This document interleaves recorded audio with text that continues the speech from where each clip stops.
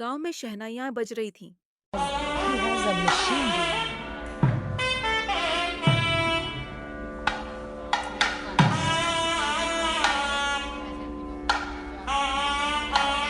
सभी लोग बहुत खुश थे। दूल्हे का घर अब दुल्हन के आने से और भी सुंदर चमक रहा था। सीमा बड़े ही शर्माते अंदाज में पहली बार ससुराल आई। अरे वाह, हमारी बहू तो लक्ष्मी जैसी है। बस रसोई में हाथ तंग निकले तो गड़बड़ हो जाएगी। बहू ने शर्माते हुए कहा, जी सासू माँ, मुझे तो बहुत अच्छे से खाना बनाना आता है। शादी के अगले दिन ही घर में मेहमान आ गए। सब बोले, अरे नई बहू है, जरा हाथ का स्वाद तो चखाओ।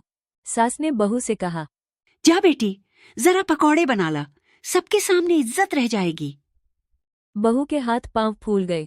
वो पहली बार रसोई में घुसी और तेल गरम किया।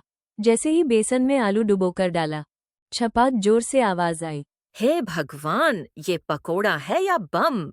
कोई पकौड़ा गोल निकला, किसी का त्रिकोण, किसी का तो न जाने कौन सा यूएफओ जैसा। सास चिल्लाई, ए बहू, ये पकौड़े हैं या ज्यामिति की क्लास चल रही है? बहू बोली, माँ जी, डिजाइनर पकोड़े हैं, मार्केट में मिलेंगे तो हिट हो जाएंगे। सबके लिए पकौड़े बनाते बनाते बहू को लालच आ गया। उसने सोचा, इतना मेहनत मैं कर रही हूँ, पहले टेस्ट तो मैं ही कर लूँ। और फिर बहू ने चुपके एक पकौड़ा खाया, फिर दूसरा, फिर तीसरा। थोड़ी देर बाद प्लेट में 20 पकौड़े थे, बचे सिर्फ 5। सास ने देखा तो चौंकी। अरे, इतने सारे पकोड़े कहाँ गए?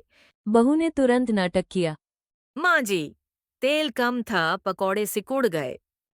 तभी रसोई घर में ससुर जी आते हैं और बोलते हैं, अरे, बहू तो बिल्कुल हमारी तरह है, मुझे भी पकौड़े बहुत पसंद है। पति बोला, अरे नहीं पापा, ये आपसे भी एक कदम आगे है, ये तो पकौड़े खाने की मशीन है। सारे घरवाले ठहाकों में डूब गए।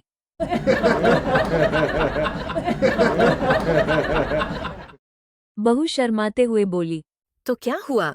शादी में दहेज नहीं लाई, लेकिन घर की पकौड़ा खपत जरूर बढ़ा दूंगी। धीरे धीरे गांव में चर्चा होने लगी। अरे वो देखो, पकौड़े खाने वाली बहू। धीरे धीरे गांव में चर्चा होने लगी।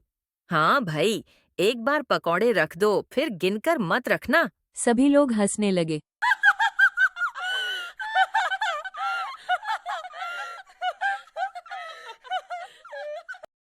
बहू बड़ी सी कढ़ाई में गर्मा गर्म पकौड़े तल रही है और मन ही मन खुश होती है।